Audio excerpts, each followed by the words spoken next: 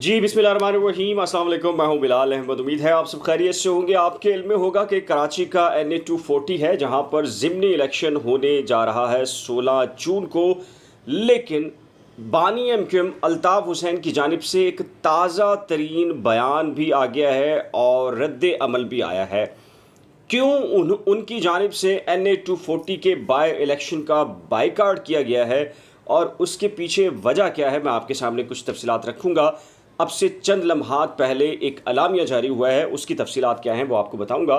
लेकिन बात कर लेते हैं MQM पाकिस्तान यानी कि बहादराबाद की, जिसके एक वफ़द ने आसिफ अली ज़रदारी से मुलाकात की है और जिसमें पाकिस्तान पीपल्स पार्टी की जो निचली क़यादत है वो भी मौजूद थी। और इस मुलाकात की ख़बरें भी आईं और कहा गया कि सियासी अमूर डिस्कस किए गए। सिंध की जो सिचुएशन है यानी कि अर्बन और दही सिंध, इसके हवाले से, ताल्लुकात के हवाले से गुफ्तगू हुई। लेकिन असल एजेंडे पर कोई नहीं बता रहा और ना MQM ने ख़बर दी, ना पीपल्स पार्टी की जानिब से ख़बर आई कि इस मुलाकात का एजेंडा दर हकीकत था क्या। देखिए, बुनियादी तौर पर यह मुलाकात बिल्कुल वैसी ही मुलाकात थी जैसे आसिफ अली ज़रदारी और शहबाज शरीफ में ठन गई थी वजारतों के इशू के ऊपर। और पीपल्स पार्टी नून लीग से चाहती थी कि जैसे ही ये कोलिशन बनी, इजलास, ये हुकूमत बनी थी शहबाज शरीफ की, तो फौरी तौर पर उनको जो पीपल्स पार्टी समझती थी वो वजारतें उनको दे दी जाएं। लेकिन शहबाज शरीफ के बस में नहीं था। तो आपके इल्म में होगा कि एक पूरा डेलीगेशन गया था नवाज़ शरीफ के पास लंदन मुलाकात के लिए और वहाँ पर ये इशूज़ तय हुए थे कि आसिफ अली ज़रदारी वजारतों का हिस्सा नहीं बनना चाहते, क्योंकि वो ना सिर्फ मज़ीद वजारतें चाहते हैं बल्कि पंजाब के अंदर पंजे गाड़ने के लिए मज़ीद चाहते हैं कि नून लीग उनको सहूलतकारी का किरदार अदा करे। आपके इल्म में है कि नवाज़ शरीफ से मुलाकात करने के लिए ये पूरा कि पूरा जो वफ़द था, जिसमें वज़ीर आज़म पाकिस्तान शहबाज शरीफ थे, तो अल्ताफ़ हुसैन ने ये कहा था कि क्या इसको लंदन यात्रा कहा जाएगा, जब मेरे ज़माने के अंदर राब्ता कमेटी जाया करती थी मुलाकातों के हवाले से, बाकायदा कहा जाता था कि जी लंदन यात्रा की तरफ जाया जा रहा है। बिल्कुल उसी नौइयत की ये मुलाकात थी, क्योंकि पीपल्स पार्टी और MQM की जो क़यादत है, जो कि सिलेक्ट कमेटी थी और बल्दियाती इश्यूज़ के ऊपर, और मैं आपको बता चुका था कि डेडलॉक नहीं हुआ बल्कि एक हद तक मामला ख़त्म हो चुके हैं बल्दियाती इंतखाबात के। इसीलिए पीपल्स पार्टी ने MQM को एक बार फिर घेरने के लिए ये कहा कि जी आओ चले जी, अगर हमारे मुज़ाकरात नाकाम हुए तो फिर बड़ों के पास जाते हैं। और बड़ा कौन है पीपल्स पार्टी का? आपके इल्म में है कि आसिफ अली ज़रदारी साहब बड़े हैं।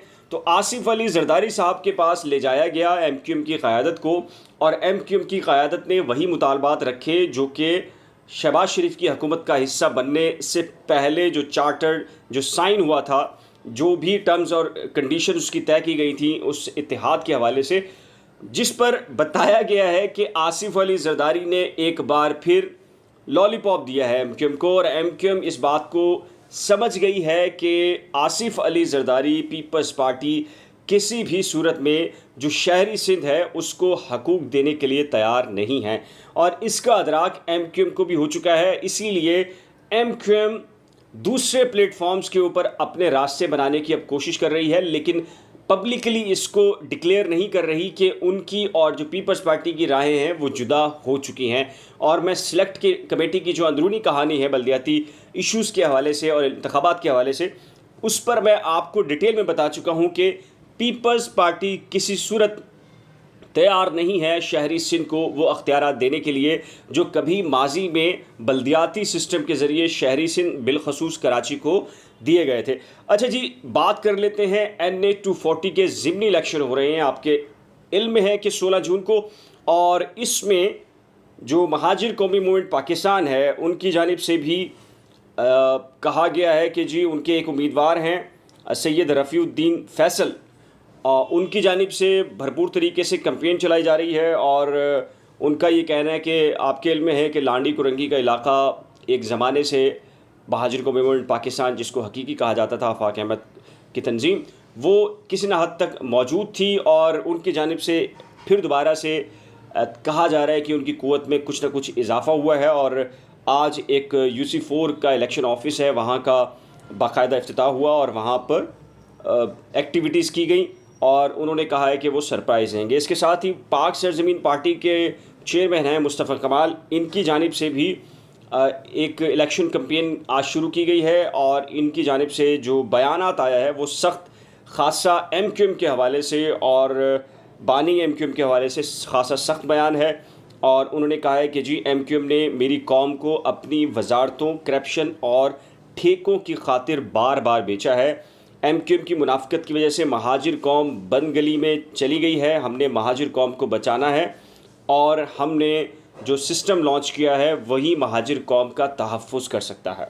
अच्छा जी, अब मैं आपको बताता हूँ कि जी आपके इल्म में है कि एमक्यूएम पाकिस्तान भी अपनी कैंपेन शुरू कर रही है। अब से चंद लम्हात पहले खालिद मकबूल सिद्दीकी आए हैं NA 240 में और उन्होंने अपना इलेक्शन ऑफिस का इफ्तिताह किया है और वहाँ पर स्पीच करते हुए जो कराची वाले हैं या उर्दू स्पीकिंग उनके वोटर्स हैं उनके लिए बहुत सारे ऐलानात किए हैं। लेकिन मैं आपको ख़बर एक बताऊं कि ख़बर यह है कि एमक्यूएम के जो डिप्टी कन्वीनियर हैं कंवर नवेद जमील, इन्होंने NA 240 के DRO के ख़िलाफ़ बाकायदा तौर पर एक दरख्वास्त दे दी है।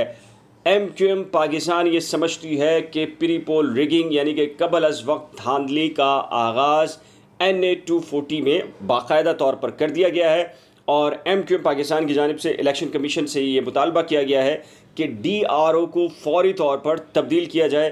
क्यों किया जाए? उनका ये कहना है कि DRO ने अभी से जो NA 240 के 16 जून को होने वाले इलेक्शन है उसमें धांधली का आगाज़ बाकायदा तौर पर कर दिया है। अच्छा जी, बात करते हैं, मुख्तसर बात करूँगा मैं और बहुत मेरे ख़्याल से इसको किसी और तरफ ले जाने की कोशिश मत कीजिएगा। आपके इल्म में है कि निम्रा और दुआ ज़हरा ये दो केस हैं और दो केस मैं इसलिए कह रहा हूँ कि ये मीडिया के अंदर आने वाले दो केसेस हैं। अदरवाइज़ मंथली बेसिस के ऊपर ये 2000 केसेस हैं और जो सालाना मैं रिपोर्ट करता हूँ ये 2 लाख से ज़्यादा केसेस हैं। इसमें थोड़ा सा इसको हैंडल कौन कर रहा है?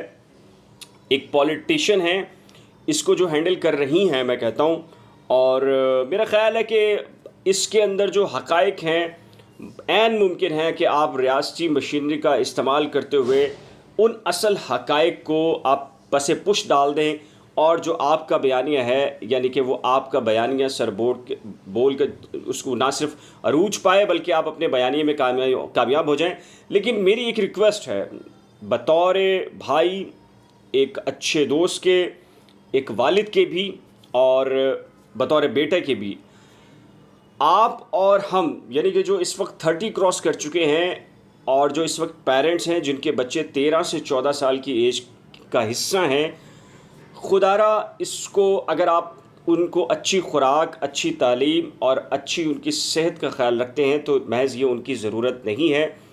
इस वक्त 13 से 14 साल के जो बच्चे हैं और बच्चियां हैं, दोनों तरफ, मैं एक की बात नहीं करता, दोनों तरफ ये बड़े पैमाने के ऊपर इनके आपस में रिलेशंस हैं, PUBG के ऊपर, लाइकी के ऊपर और दीगर ऐप्स के ऊपर। और बुनियादी वजह यह है कि इनकी सोच में और हमारी सोच में यानी कि जो 30 प्लस हो चुके हैं, 40 प्लस हो चुके हैं, उनकी सोच में बहुत ज़मीन आसमान का फ़र्क है, बहुत बड़ा गैप है।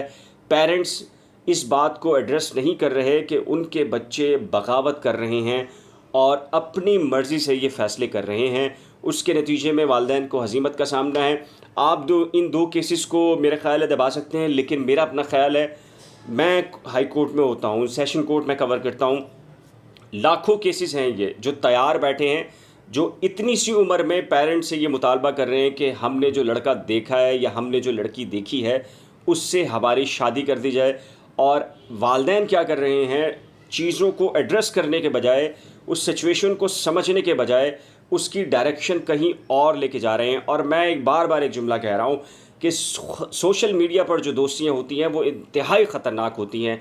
ना वो इंडिया देखती हैं, ना वो पाकिस्तान देखती हैं, ना वो इंडिया पाकिस्तान के रिलेशंस देखती हैं, ना रशिया के अमेरिका के रिलेशंस देखती हैं, ना वो क्रिश्चियन देखती हैं, ना हिंदू देखती हैं, ना मुस्लिम देखती हैं, ना ईसाई देखती हैं, और फिर ये भी नहीं देखती कि कौन शिया है कौन सुन्नी है।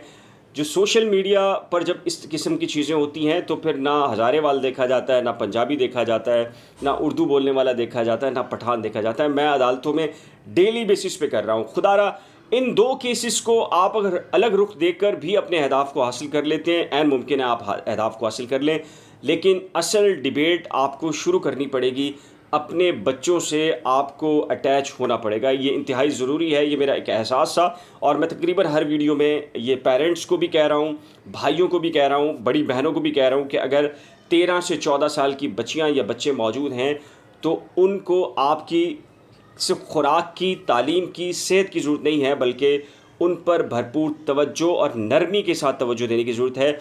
ये मत समझिए कि ये वो जो बच्चे हैं, ये वो वाले बच्चे हैं जो एक थप्पड़ खाने के बाद अपना सर नीचे कर लेंगे या आप उसको थोड़ा-सा कुछ डाँटेंगे तो आपको जवाब नहीं देंगे। ये बच्चे बिल्कुल डिफरेंट हैं। ये आईटी बेस्ड बच्चे हैं और इस टेक्नोलॉजी बेस्ड बच्चे हैं और आपसे ज़्यादा जानते हैं, मुझसे ज़्यादा जानते हैं। मैं ऐसे जजेस को जानता हूँ जिनको व्हाट्सएप इस्तेमाल करना नहीं आता और हाई कोर्ट्स के जजेस रिटायर हुए हैं, लेकिन बच्चे आजकल सब कुछ जानते हैं। अच्छा जी, बात कर लेते हैं बानी एमक्यूएम की जानिब से।